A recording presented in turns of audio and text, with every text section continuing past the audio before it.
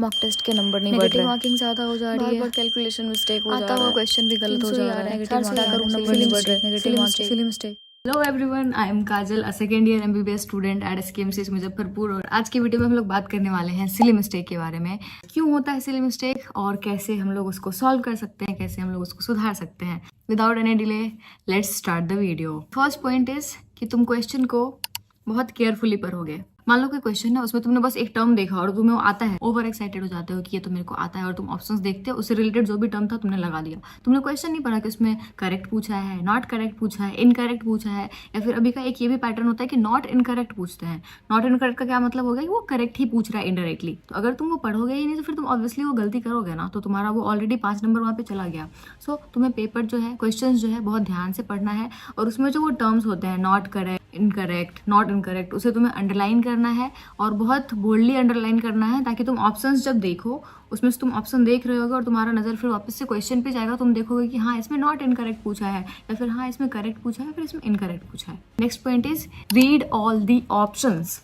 चलो तुम्हारे पास टाइम कम है, बट तुम टाइम बचाने के चक्कर में जो तुम्हारे मार्क्स आ रहे हैं उसमें से भी तुम मार्क्स नहीं कटवा सकते हो। बहुत सारे क्वेश्चंस में लास्ट में नन ऑफ दिस ऑप्शन होता है, ऑल ऑफ दिस ऑप्शन होता है। अगर तुम वो नहीं देखोगे, ऊपर का कोई ऑप्शन मार्क कर दोगे, तो तुम्हारा वो तो ऐसे ही चला गया ना। ये भी ध्यान रखना कि जब तुम ऑप्शंस पढ़ रहे हो, ऑप्शंस पढ़ते पढ़ते तुम्हारा नजर बीच में क्वेश्चन पे भी जाना चाहिए, और क्वेश्चन में तुमने ऑलरेडी वो हाईलाइट करके रखा है कि इसमें नॉट करेक्ट पूछ रहा है, या फिर नॉट इनकरेक्ट पूछ रहा है, या फिर करेक्ट पूछ रहा है।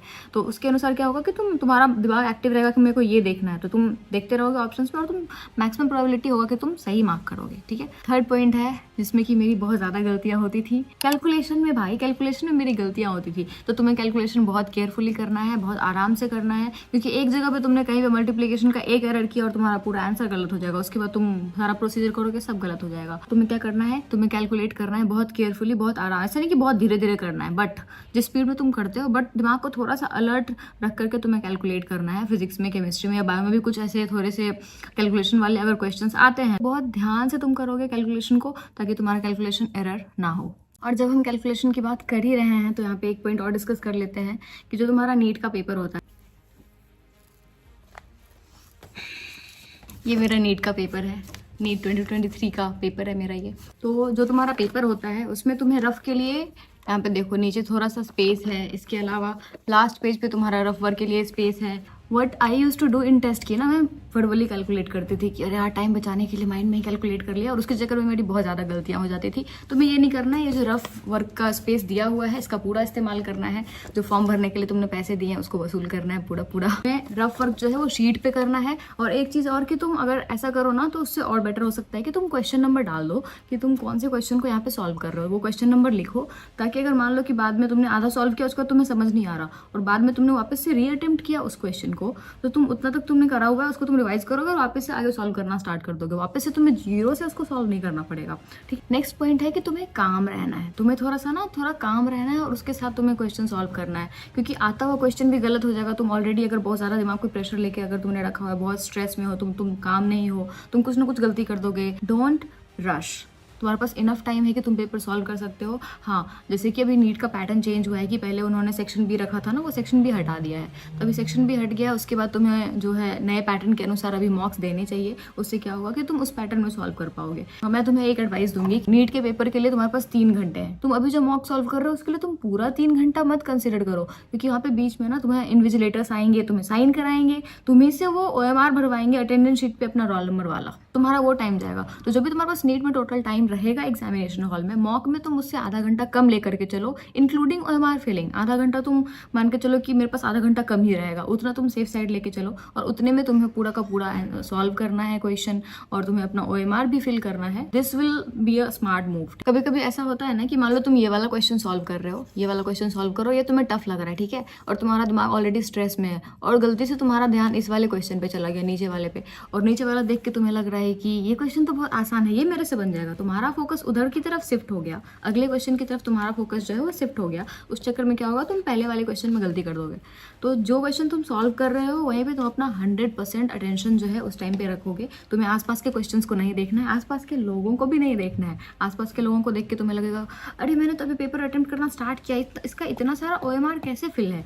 वो तुम्हें नहीं सोचना है। दैट्स नॉट योर कंसर्न कि दूसरा क्या कर रहा है, तुम्हें अपना देखना है। कभी कुछ क्वेश्चंस ऐसे होते हैं ना जिसमें कि तुम 2-3 ऑप्शंस में कंफ्यूज हो रहे हो, तो उस केस में एक स्मार्ट मूव तुम ये भी कर सकते हो कि तुम ऑप्शंस को एलिमिनेट कर सकते हो। इससे ना वो केबीसी में होता है ना कि 50-50 वाला ऑप्शन हो जाता है, कुछ ऑप्शंस तो तुम्हारे ऑलरेडी एलिमिनेट हो जाएंगे। और कभी कभी ऐसा भी होता है कि सिर्फ एलिमिनेशन से भी बहुत सारे क्वेश्चंस बन जाते हैं। तो अगर तुमसे कोई क्वेश्चन नहीं बन रहा तो तुम एकदम पूरा गिव अप नहीं कर सकते हो। और कुछ ये सब जो है वो स्मार्ट ट्रिक्स होते हैं, जैसे कि तुम क्वेश्चंस में ऑप्शंस एलिमिनेट करके भी क्वेश्चंस बना सकते हो। और बहुत सारा ऐसा होता है कि अगर तुम्हारा यूनिट एंड मेजरमेंट और डायमेंशन वाला चैप्टर अच्छा है तो बहुत सारे ऐसे क्वेश्चंस होते हैं टफ यूनिट्स के, जो कि सिर्फ तुम देख सकते हो कि अरे इसका तो यूनिट ये है, इसका यूनिट ये है ऑप्शंस में, तुम वहाँ से यूनिट के बेसिस पे भी वो क्वेश्चन सॉल्व कर सकते हो, तुम डायमेंशन के बेसिस पे भी वो क्वेश्चन सॉल्व कर सकते हो। ये सब स्मार्ट मूव होता है, ये सब तुम कर सकते हो और ये काफ़ी हेल्प करता है। नेक्स्ट थिंग हम लोग बात करेंगे, तुम्हें किसी भी क्वेश्चन को अपने ईगो पे नहीं लेना है। वहाँ पे तुम अपना ईगो सेटिस्फाई नहीं करने गए। कोई भी एक क्वेश्चन है, मान लो सेम क्वेश्चन तुम्हारे टेस्ट में आया था, ठीक है, वो उस टाइम पे तुमसे बन गया था, सही भी हो गया था, और वो सेम क्वेश्चन तुम नीट में देख रहे हो, प्रेशर के कारण तुम्हें क्लिक नहीं कर रहा कि अरे मैंने इसमें क्या किया था। तुम्हें ये नहीं देखना है कि अरे उस टाइम पे मैंने बनाया था, अभी भी मेरे को बनाना है। नहीं, अगर तुमसे वो नहीं बन रहा है, सिंपली गोला करो। लाइक ये क्वेश्चन देखो 17 नंबर, ये क्वेश्चन मेरे से पहली बार में नहीं बना था, मैंने इसको गोला किया था और मैं आगे बढ़ गई थी।